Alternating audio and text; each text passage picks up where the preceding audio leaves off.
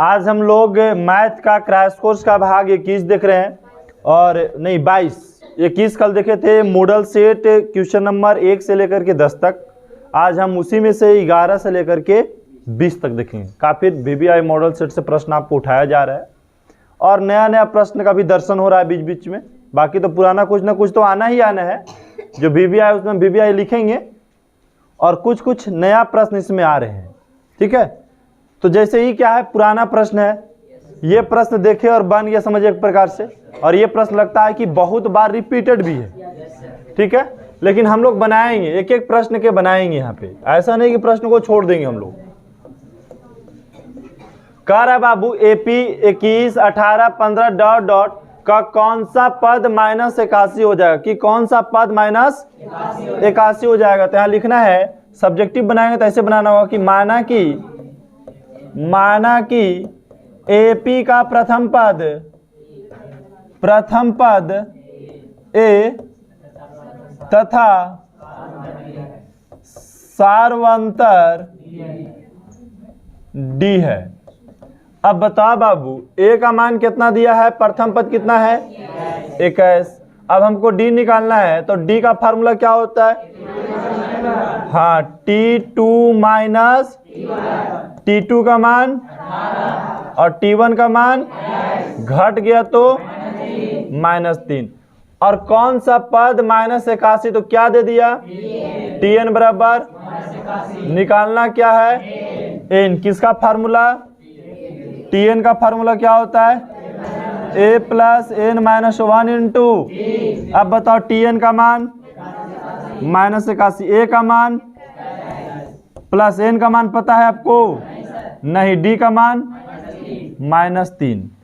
चलिए -81 बराबर 21, यहाँ से गुना करेंगे तो क्या हो जाएगा -3n, और यहाँ से गुना करेंगे तो +3। अब 21 और 3 जोड़ दिए तो कितना आ जाएगा 24 माइनस, अब 3n को बराबर किस लेके चलाएंगे तो +3n हो गया। अब बराबर 24, अब बराबर की शर्त था -81, अब बराबर की शर्त चल जाएगा तो +81। बराबर के अगर उस शर्त जाए तो चीज बदल जाता है ना। तो 3n बराबर 24 81 कितना होता है 105। अभी 3 से काटना है आपको, n बराबर लिखेंगे तो 105 बटा में 3। अब बताइए 3 से 105 कटेंगे कितना मरतबे कट जाएगा, 35 मरतबे कट जाएगा। कितना मरतबे, n का मान कितना आ गया, तो लिखिएगा कि सर आता है AP का 35वां पद -81 है। यहाँ आता जरूर लिखना है, ठीक है। अतः AP का 35वां पद क्या हो जाएगा -81। किसी की दिक्कत है यहाँ पे, ये प्रश्न आया आपको समझ में। चलिए अगला प्रश्न, ठीक है। कौन सा प्रश्न, अगला प्रश्न। और अगला प्रश्न का जो दर्शन है वो काफ़ी नया है आपके लिए।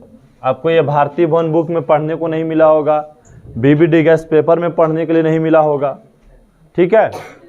तो इस टाइप के प्रश्न को हम हल कैसे करते हैं, चलिए इसकी बात करते हैं।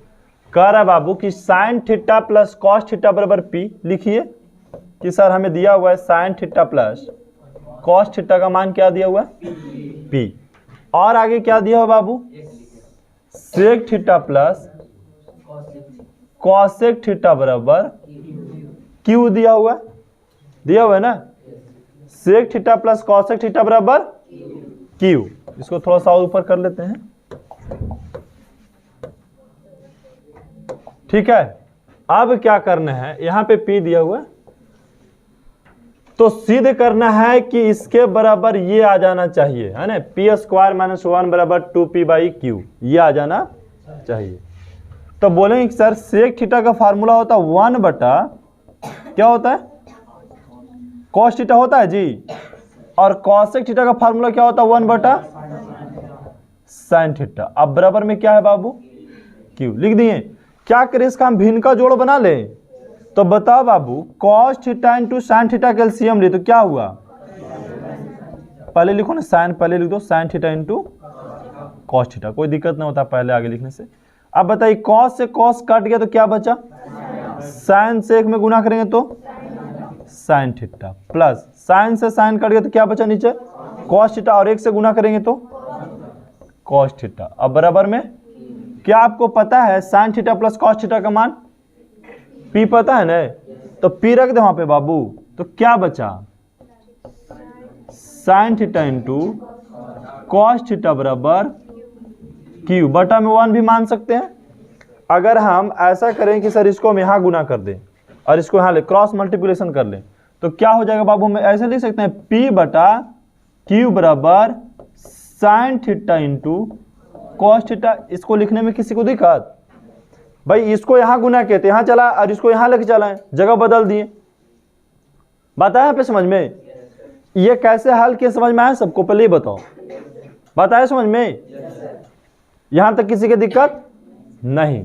तो एक फार्मूला हम लोग के पता है बाबू, क्या पता है, sine theta plus cos theta का होल स्क्वायर का, sine theta plus cos theta का होल स्क्वायर का फार्मूला क्या होता है, तो sine square theta plus cos square theta plus 2 sign theta into cos theta.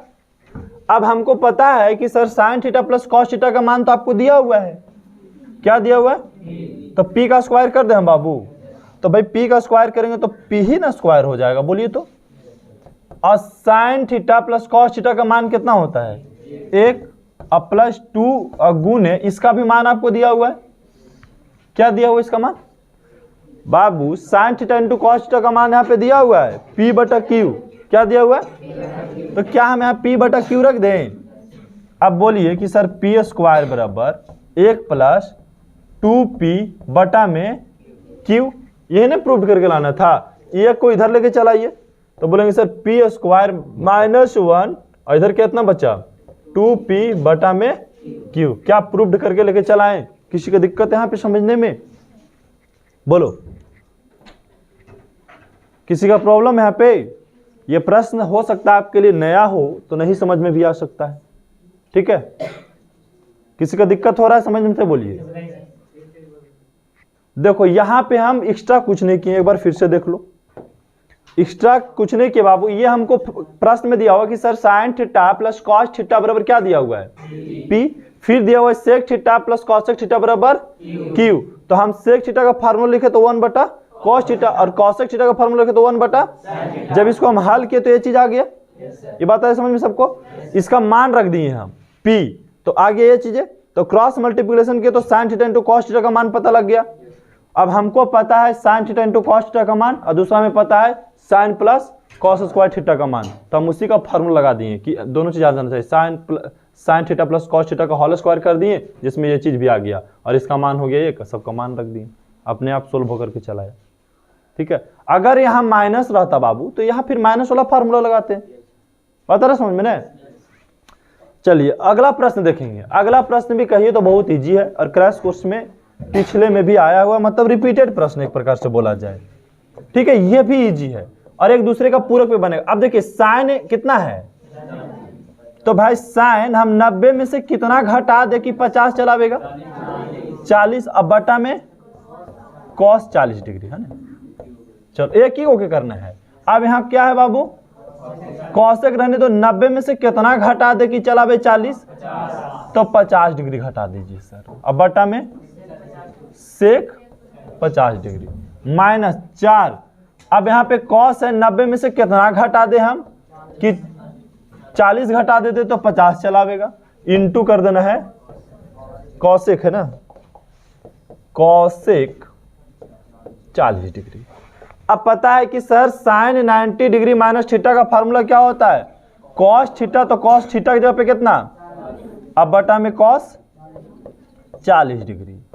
अब पता है कि सेक 90 डिग्री माइनस थीटा का फार्मूला क्या होता है सेक थीटा, तो थीटा की जगह पे कितना 50 डिग्री, किसी को दिक्कत है यहाँ पे -4। अब इसका फार्मूला क्या हो जाएगा साइन हो जाएगा ना, sine 40 degree into cosec 40 degree, इसको बट्टा में फार्मूला हम अभी लिखे थे 1 बटा क्या होता है साइन थीटा मतलब साइन 40 डिग्री। ऐसा क्यों? क्योंकि सर ये कट जाए आसानी से, है ना, ये सब क्या हो जाए, कट जाए। ये कटा तो एक बचा ना बाबू, ये कटा तो एक बचा, माइनस 4 गुने 1, तो एक एक जोड़े तो कितना हो गया 2 माइनस 4, घटा तो कितना आ गया -2 आ गया। किसी का दिक्कत है यहाँ पे? इस टाइप के प्रश्न हम लोग क्रैश कोर्स में पीछे भी बना चुके हैं। तो अभी हम लोग 3 प्रश्न देखे, जिसमें से 2 प्रश्न बड़ी इजी था और एक प्रश्न थोड़ा सा नया था, ठीक है। और हम आगे के प्रश्न देखते हैं। यह भी प्रश्न आपको बताया हुआ है, ऐसा नहीं कि नहीं बताया हुआ है। अब हम लोग जो भी मॉडल खोलेंगे, आपको जो 15 दिन का क्रैश कोर्स चला है स्टार्टिंग वाला, जो 13 दिन का, आप कोई भी मॉडल खोलिए, आपको 1-2 गो ही जो है से नया प्रश्न लगेगा, बाकी सब उसी से है, ठीक है, फालतू कहीं से नहीं पूछा गया है। तो आप यहाँ पे देखेंगे, कहता है सर 2 वृत्त के त्रिज्या है, तो पहले तो एक वृत्त बनाओ। एक वृत्त के त्रिज्या 2 वृत्त है और 2 वृत्त का त्रिज्या दिया गया बाबू। एक वृत्त का त्रिज्या कितना है, चलिए 19 सेमी। दूसरा वृत्त का त्रिज्या 9 सेमी, मतलब छोटा और बड़ा है, ठीक है, छोटा और बड़ा है। चलिए छोटा और बड़ा है, तो इसको मान लीजिए कि सर ये पहला वृत्त है ना, R1 मान लो, चलो पहला कि उतना काले लिखेंगे हम। R1 कितना दिया है बाबू 19 सेमी, अब R2 कितना दिया है 9 सेमी, है ना। अब बोला है कि ये 2 गो वृत्त का आपको त्रिज्या दिया गया है, 2 वृत्तों की त्रिज्या क्रमशः 19 सेमी और 9 सेमी, तो लिख दिए। उस वृत्त की त्रिज्या ज्ञात कीजिए जिसकी परिधि इन दोनों वृत्तों की परिधि का योग हो। मतलब एक अन्य वृत्त के त्रिज्या निकालना है जो दोनों के परिधि करते हैं, तो उससे क्या बनता है, बड़ा वृत्त बनता है, और इस वृत्त के क्या निकालनी है, त्रिज्या निकालनी है। कहने का मतलब बढ़िया से फिर से प्रश्न को समझो। 2 वृत्त के त्रिज्या क्रमशः 19 सेमी और 9 सेमी दिया हुआ है, लिख दिए। उस वृत्त की त्रिज्या ज्ञात कीजिए, मतलब एक नया वृत्त का त्रिज्या ज्ञात करना है जिसकी परिधि, मतलब इसकी परिधि इन दोनों वृत्तों के परिधि के योग के बराबर, मतलब दोनों के वृत्त के परिधि का परिधि निकालेंगे, दोनों के जोड़ेंगे तो एक तीसरा बड़ा वृत्त बनेगा, उसी का क्या निकालना है हमको, त्रिज्या निकालनी है। तो इसको मान लेते हैं, इसका त्रिज्या क्या हम R मान लेते हैं, ठीक है। R3 भी मान सकते हैं या बड़ा R भी मान सकते हैं, तो हम R3 मान लिए। अब हम निकालेंगे पहला वृत्त का परिधि निकालिए। पहला वृत्त का परिधि का फार्मूला क्या होगा, 2 पाई R। 2 पाई का मान पाई रहने, तो R का मान कितना है 19 सेमी है, गुना करेंगे तो 19 दूनी 38 पाई सेमी हो जाएगा। चलिए अब हम दूसरा वृत्त का निकालेंगे परिधि। दूसरा वृत्त का परिधि, तो फार्मूला क्या होता है बाबू, 2 पाई R, इसको R1 इसको R2 बोलेंगे ना। तो 2 पाई का मान पाई, और R का मान कितना है 9 सेमी, गुना करेंगे तो 9 दूनी 18 पाई सेमी, और इन दोनों वृत्त के परिधि का योग करेंगे। अब यहां लिखेंगे परिधि का योग, परिधि का योग बराबर नया परिधि का योग, या तीसरा नया परिधि आ जाएगा, नया परिधि हो जाएगा। तो परिधि का योग कीजिए, तो परिधि का योग कितना कीजिएगा 38 पाई सेमी प्लस 18 पाई सेमी बराबर नया परिधि। नया वृत्त का परिधि लिखना, शॉर्ट में लिखने जगह चलते, तो दोनों के जोड़े तो कितना हो गया 56 पाई सेमी बराबर नया वृत्त का परिधि का फार्मूला 2 पाई बड़ा R लगा दीजिए। अब देखिए पाई से पाई काट सकते हो, 2 से काट दिए, कितना मरतबे 28 मरतबे, तो बड़ा R का मान कितना पता लग गया 28 सेमी।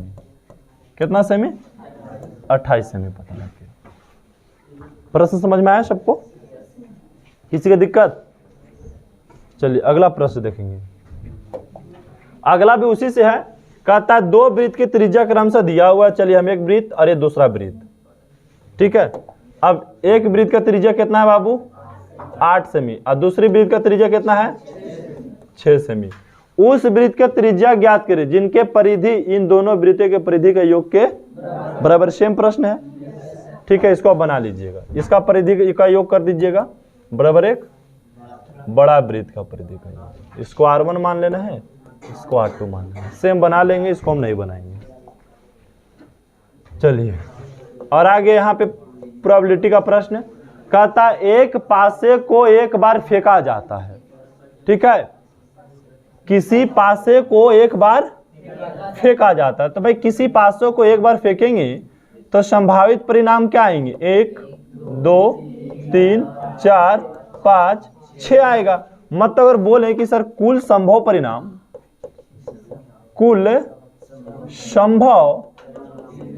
परिणाम की संख्या कितना हो जाएगा बाबू?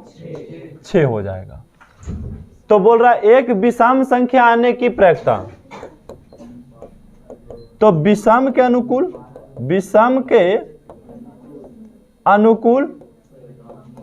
परिणामों की संख्या।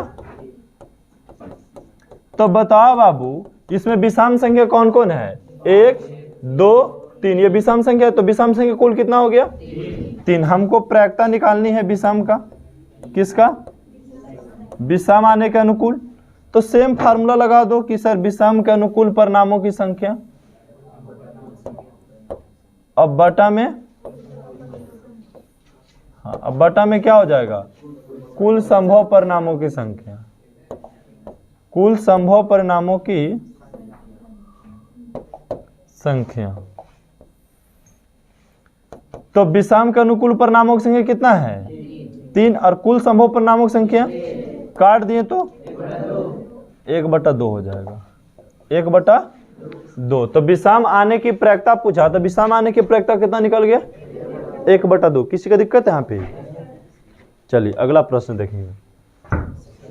ठीक है, आज क्वेश्चन बड़ा इजी आ गया। ठीक है, कहता 2 सकेंद्रीय वृत्त का त्रिज्या दियो। आप सकेंद्रीय वृत्त आपको बनाने आना चाहिए, मतलब वृत्त के अंदर वृत्त है ना, वृत्त के अंदर वृत्त, इसको बोलते हैं सकेंद्रीय वृत्त। अब इसकी त्रिज्या कितना दिया है? 6 सेमी और 4 सेमी है ना। मतलब बड़ा आर जो है से कितना दिया? 6 सेमी और छोटा आर कितना है? 4 सेमी। तो इनके बीच के भाग का क्षेत्रफल निकालना है। देखिए जो है ना ये सब बीच वाला भाग, हमको इसका क्षेत्रफल निकालना है, बीच वाला भाग का क्षेत्रफल। तो यहां से आपको क्या पता होना चाहिए? किसका फार्मूला लगाओगे बाबू? बीच के भाग का क्षेत्रफल में क्या बोला जाता है? उसको क्या बोलते हैं हम लोग? बोलिए। वलय का क्षेत्रफल। क्या बोलते हैं? हाँ, जब रास्ते का क्षेत्रफल, ये इसको क्या बोलोगे? वलय का क्षेत्रफल का फार्मूला पता है? अरे भाई इजी होता है। अगर मान लिया जाए कि हमारे पास खेत जो है, देखो हमारे पास यदि मान लिया जाए 5 कट्ठा का खेत है ये। ठीक है, कितना कट्ठा? 5 कट्ठा का। अब कोई आदमी को पता है हम क्या किए?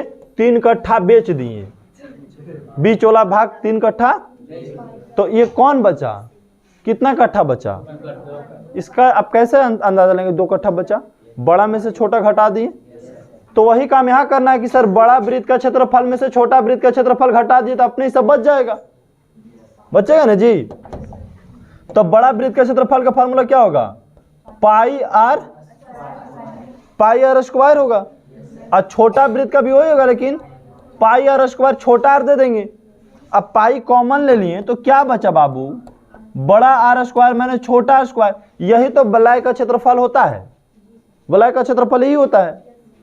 अब बताओ पाई का मान पाई रहने दो, बड़ा आर कितना है बाबू? 6 सेमी का स्क्वायर कर दो, अब माइनस 4 सेमी का स्क्वायर कर दो। अब बताइए पाई 6 छक 36 सेमी, अब माइनस 4 चको 16 सेमी स्क्वायर। 36 में से 16 गया तो कितना आएगा? कितना आएगा? हाँ 20 सेमी स्क्वायर। अगर पाई का मान रखना है तो रख दीजिए, और नहीं तो बोलिए सर 20 पाई सेमी स्क्वायर आ गया आंसर। पाई का मान रखना रख दो, अब पाई का मान देके बनाना है रख दीजिए सर 20 गुने पाई का मान 22/7 होता है। अब इसको रख के हल कर लीजिए, 20 और 22 में गुना करके कितना आएगा? 440 आएगा, बटा में 7 सेमी स्क्वायर, ऐसे भी बोल सकते हो। आया बात समझ में? किसी को दिक्कत? समझ में आ गया ना। वलय का क्षेत्रफल निकालना बहुत बड़ा नहीं है, फार्मूला भी भूल गए तो कोई दिक्कत नहीं है। बड़ा वृत्त में से छोटा वृत्त को घटा देंगे, अपने ही क्षेत्रफल बच जाएगा। चलिए अगला प्रश्न देखेंगे 18 में। 18 क्या कह रहा बाबू कि 8 सेमी किनारे वाले घन है। तो चलिए हम घन बनाते हैं। क्या बनाएंगे बाबू? घन। घन देखो ऐसे बनता है, ये बन गया कौन सी? घन बन गया। अब इसकी किनारा कितना दिया है? इसकी किनारा कितना दिया है? 8 सेमी है ना। 8 सेमी किनारे वाले एक घन को 2 सेमी किनारे वाले कितने घनों में रूपांतरित किया जा सकता है? मतलब आपको 2 सेमी किनारे वाले घन बनाना है। कितना सेमी किनारे वाले? तो मतलब इतना बड़ा घन से इतना छोटा छोटा घन कै को बनाया जा सकता है? तो पहले हम बड़ा घन का आयतन निकाल लेंगे, है ना। बड़ा घन का आयतन, तो आयतन का फार्मूला क्या होता है बाबू? भुजा क्यू होता है। क्या होता है बोलो? तो भुजा कितना दिया? 8 सेमी का क्यू करेंगे तो कितना आएगा? 512 सेमी आ जाएगा। उसी प्रकार छोटा घन के निकालो, छोटा घन का आयतन। छोटा घन का आयतन का फार्मूला क्या होगा बउआ? इसका भी भुजा क्यू हो जाएगा।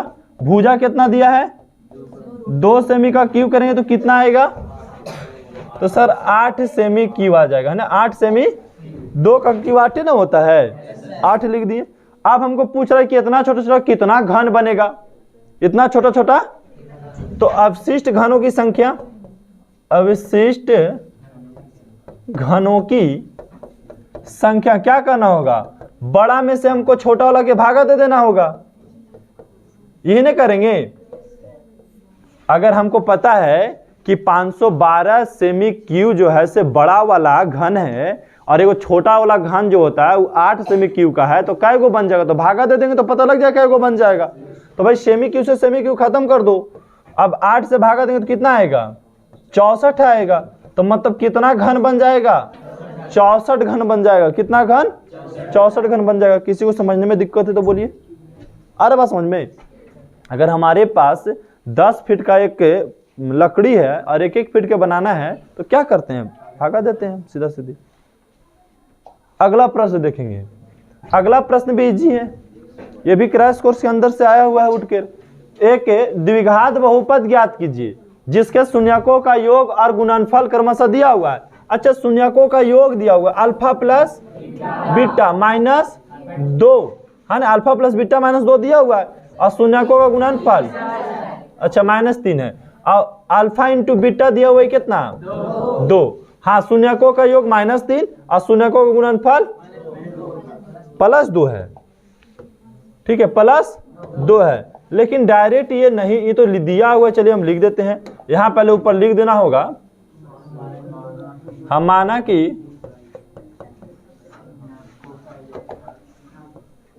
कि द्विघात बहुपद के शून्यक अल्फा और बीटा है। अल्फा और बीटा है। अब द्विघात बहुपद का व्यापक रूप क्या होता है? द्विघात बहुपद का व्यापक रूप क्या होता है? x² minus alpha plus beta x plus alpha into beta. अब देखिए x² तो एक कहा ये नहीं पड़ता है जी, कहाँ ये तुम लोग बोल दे रहा है, सिर्फ x। तो यहाँ देखिए x² minus alpha plus beta का मान कितना है? -3 है और अल्फा इंटू बीटा का मान 2। अब ब्रैकेट हटाएंगे बाबू तो माइनस माइनस प्लस 3x और प्लस में 2। यही हो गया द्विघात बहुपद। ठीक है, और अगला प्रश्न और आज का आखिरी प्रश्न। ठीक है, सिद्ध करे कि 3 + √5 जो है बाबू एक कौन सी संख्या है? अपरिमेय संख्या है। ठीक है, आज का क्लास बड़ा जल्दी समाप्त हुआ। तो यहाँ लिखना है कि माना कि P/Q एक परिमेय संख्या है। परिमेय संख्या है जहां P और Q एक धन पूर्णांक है, धन पूर्णांक है, इसलिए P बटा Q बराबर 3 प्लस √5। अब दोनों तरफ वर्ग कर दीजिए।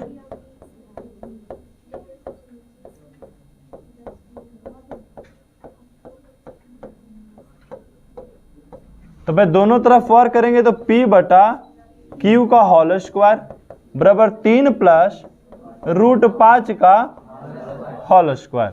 ये हो जाएगा P स्क्वायर बटा में Q स्क्वायर, और इसको A प्लस बी का होल स्क्वायर पे तोड़िए तो A square plus B square plus 2AB।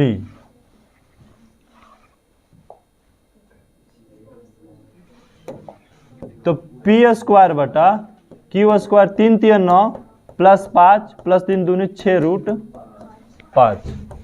अब इसको आगे हल करेंगे तो P गुने P भी लिख सकते हैं और Q गुने Q, और यहाँ हो जाएगा 5 और 9 5 14 प्लस 6 √5। यहाँ से भी देखिए ना कि नहीं हट रहा है रूट।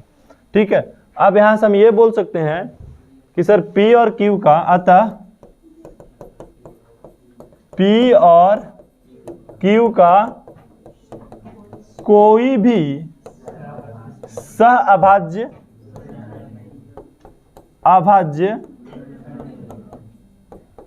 गुणनखंड नहीं है। अब जब नहीं है तो क्या बोलिएगा, इसलिए कितना है 3 प्लस √5 एक अपरिमेय संख्या है, अपरिमेय संख्या है। हो गया कंप्लीट। तो इस टाइप से आपका क्रैश कोर्स का जो शेड्यूल था आज का समाप्त हुआ। ठीक है, टोटल हम लोग देखिए करना क्या क्या बाबू, ये समझेंगे हम लोग। ऐसा करते हैं कलर ब्राइटनेस, चलो इस पे समझाते हैं। ठीक आ रहा है इस पे? नहीं आ रहा है?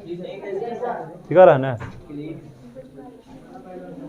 अब देखिए हम लोग क्या कर रहे हैं, मॉडल पेपर क्रैश कोर्स, जैसे आपको मैथ का चल रहा है क्रैश कोर्स, तो हम इसको पूरा कैसे कंप्लीट करेंगे। तो हम आपको बताए थे कि सर 1 से लेकर के क्रैश कोर्स 13 जो चला, मतलब पहला दिन से लेकर के जो 13वां दिन तक क्रैश कोर्स चला, ये आपको चैप्टर वाइज चला है ना, चैप्टर वाइज चला। अगर ये आप पढ़े हैं बढ़िया से बाबू, एक बार फिर से जिसको नहीं समझ में आया पूरा एक बार क्लास देख लेना इसको। तो अब हम लोग जो पढ़ रहे हैं, अब हम मॉडल से क्वेश्चन छाड़ते हैं। कहां से? मॉडल पेपर से। ठीक है, मॉडल पेपर हर दिन नया होता है। जैसे आज के 2-3 दिन पहले मॉडल बताएं तो वो था आपका लगभग टारगेट का, अभी जो बता रहे हैं लगभग ब्रिलियंट का। मतलब बोल सकते हैं कि जितना मॉडल पेपर है सब में से छाट लेते हैं। लगता है कि सर एग्जाम के लिए अच्छा है तो उसी को हम लोग छाटते हैं। लगता है कि क्वेश्चंस स्टूडेंट को बीच लाना चाहिए तो उसी को छाटते हैं जो एग्जाम में लगे कि पूछने का कुछ संभावना है। ऐसे नहीं जहाँ मन तहाँ से उठा लें हम लोग। अब हम लोग को वही पढ़ना है जो लगे कि परीक्षा में आने का संभावना है। ठीक है, तो हम लोग मॉडल पेपर से भी देख रहे हैं, और जब इसको हम पढ़ लिए पूरा तो यहाँ देखिए क्या हो रहा है। जब हम इसको पढ़े हैं पूरा, ठीक है, तो इसको जब पढ़ते हैं तो क्या होता है, लगता है कि सर इसमें से मतलब 50% प्रश्न जो है आपको यहां से आएंगे। ठीक है, 50%। ऐसा नहीं कि हम जहां तहां से उठाते हैं। हम मॉडल पेपर जब जिसको लेते हैं ना, जैसे मॉडल पेपर हम 1 ले लिए तो 1 का हम 30 क्वेश्चन करा देते हैं आपको। ठीक है, और 30 क्वेश्चन कराते हैं तो 15 प्रश्न जो है आपको यहां से मिल जाएंगे। जैसे कल देखे थे और आज की क्लास 10 और 10 20 प्रश्न हुए ना। 20 प्रश्न में आपको कितना प्रश्न हार्ड लगा होगा? 4-5 को हार्ड लगा होगा। 5 को मान लीजिए हम नहीं भी पढ़ाए होंगे, लेकिन 10 को जो होगा एकदम इजी होगा। कल और आज से, आज 5 को इजी था ना जी, कल भी 5 को इजी होवे करेगा। तो मतलब हम बता रहे हैं 50% जो है वो कहाँ से आ रहा है, क्रैश कोर्स का ये 1 से 13 वाला में आ रहा है, 1 से 13 वाला दिन से आ रहा है, चैप्टर वाइज आ रहा है।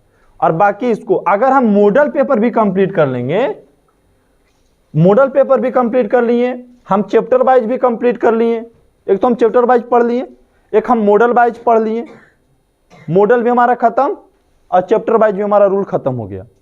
ठीक है, उसके बाद खाली बीच बीच में झूठ नहीं चलेगा।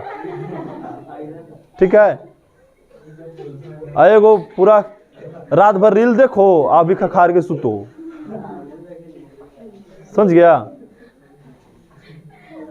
सबका मॉडल और चैप्टर से कोई लेन देन है नहीं, नींद सबसे फर्स्ट और चैप्टर मॉडल सेकंड। ठीक है, बढ़िया से क्लास को देखिए, क्लास में कभी सोना नहीं है। ठीक है, अध्ययन करने के जगह होता है, हमको सोने के टाइम में सोना है। हम लोग ऐसा तो नहीं पढ़ा रहे हैं तो पढ़ाते ले ली, हाँ ले ली तुरंत में 2 नींद, ऐसे थोड़ा होता है। पढ़ा रहे हैं तो फुली, हम इसीलिए समझा पाते हैं आपको कि हमको नींद नहीं आता है। आपको भी तभी समझ में आएगा पूरी तरीके से जब आपको नींद नहीं आएगा। अब मान लीजिए कि टीचर समझाते समझाते 2 झूपनी ले लिए तो वो तो सीख गया ना, समझ गया।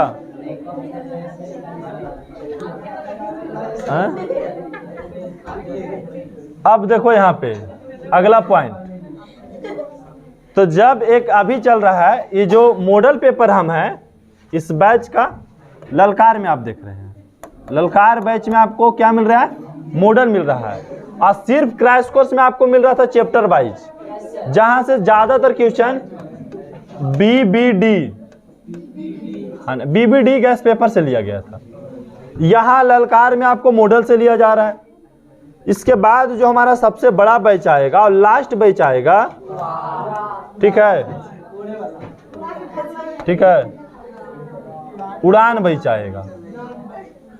और जब इसमें आप पढ़ेंगे, ठीक है, तो आपको जो 5 गो प्रश्न एकदम इजी लग रहा है ने, 10 प्रश्न में आपको 9 प्रश्न इजी लगेंगे। ठीक है, 10% अगर हम आपको पढ़ाएंगे प्रतिदिन तो उसमें 9% जो आपको एकदम इजी लगेगा। या बोलिए कि सर 100% हम पढ़ा रहे हैं जिस दिन क्लास, तो उस दिन आपको जो है 90% इजी लगेगा। ठीक है, 90% इजी। मतलब इसमें क्या होगा कि आपको एकदम इजी लगेगा, क्योंकि इसमें वही क्वेश्चन आएगा। पता है इसमें कब क्वेश्चन आएगा तो क्या होगा, हर क्वेश्चन आपके पास 10 बार रिपीट हो गया होगा। यहाँ जब हम पढ़ाएंगे तो 10 बार रिपीट हो गया। पता है कि हम जो मॉडल पेपर ला रहे हैं 3 दिन में वो मॉडल समाप्त कर दे रहे हैं। अगर मान लीजिए हम 15 दिन भी पढ़ा दिए तो 5 मॉडल कंप्लीट। 5 मॉडल कहने का मतलब 150 क्वेश्चन कंप्लीट। सब्जेक्टिव 150 क्वेश्चन बड़ा मायने रखता है सब्जेक्टिव का। ठीक है, अगर आप 30 दिन भी पढ़ लेते हैं, अगर आप 30 दिन जैसे पढ़ लिए, ठीक है, अगर आप 30 दिन पढ़ लिए बाबू क्रैश कोर्स, तो 30 दिन में 10 से गुना कर दीजिए तो टोटल कितना हो जाएगा, 300 प्रश्न। इतना तो प्रश्न कोई गैस पेपर भी छाट के नहीं देता है गैसिंग करके, समझ गए। 30 दिन जिसमें 400 रहता है उसमें सब क्या है, एकदम आधा क्वेश्चन रिपीटेड हो जाता है, फिर रिपीट हो जाता है। मतलब उसी को लगे जो क्वेश्चन छापेगा ना, उसको लगे हम कौन दे कि नहीं छूटे, सब आ जाएंगे इसके बीच, टोटल आ जाएगा, नया पुराना हार्ड स्लो सब प्रकार के आ जाएंगे। तो खाली आराम से आपको एक एक प्रश्न को पढ़ते जाना है, बढ़िया से डीलिंग एक एक सीधा सीधी तरीका से करते जाना है। घर में बैठना है तो लिखित पढ़ाई करना है। अब कभी भी पता है कैसे आप नहीं पढ़िए, एक तरीका जरूर आप अपनाइए। कौन तरीका अपनाना है आपको, ठीक है, तरीका ये अपनाना है कि हमको सर बोल करके नहीं पढ़ना है, हाँ ने, बोलकर नहीं पढ़ना है हमको, 100% बोल करके नहीं पढ़ना है हमको।